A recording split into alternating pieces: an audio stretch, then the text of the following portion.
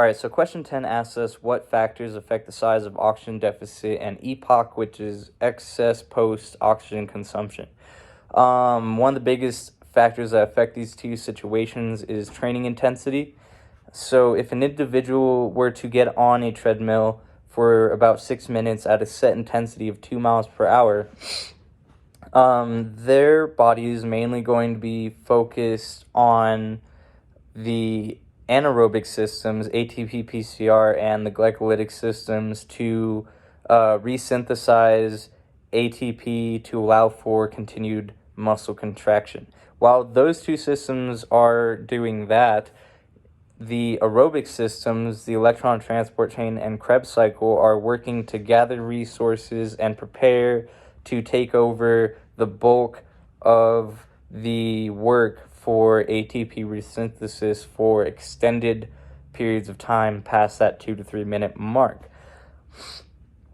At 2 miles per hour, at that intensity, the aerobic systems have to do significantly less work than they would at higher intensities, and it takes them significantly less time to reach a level where they can do that amount of work for efficiently and consistently for as long as you need it to.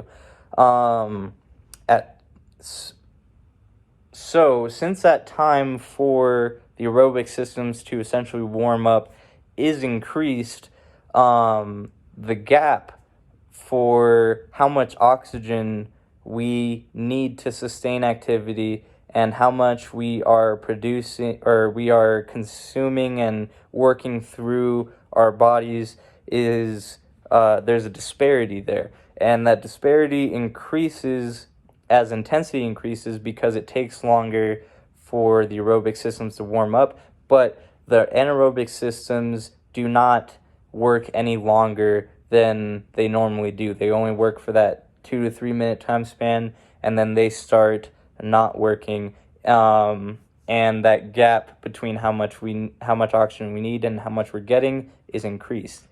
EPOC is pretty similar in that the aerobic systems are elevated, more elevated at higher intensities, and it takes them longer durations to get back down to resting levels from increasing intensities.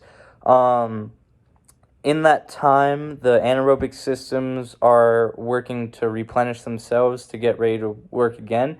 And all of our body is at elevated levels. Our heart rate, our blood pressure, our breathing rate, all of these are working extremely hard. And because of those, and because our bodies need that time to get back to resting metabolic levels, that the aerobic processes for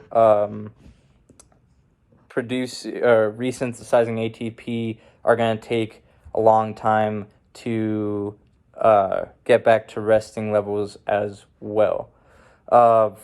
For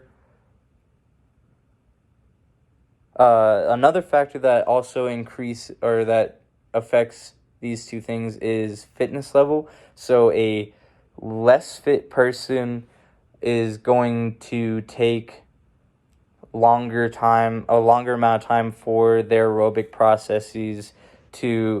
systems to get to a point where they can resynthesize the majority of the ATP for muscle contraction than a more trained person would.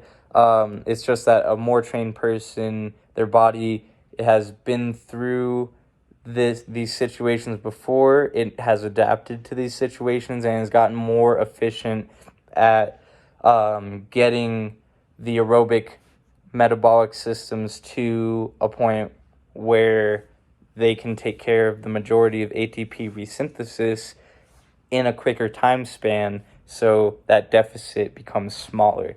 And while an untrained person and progressively more untrained people, that deficit gets bigger.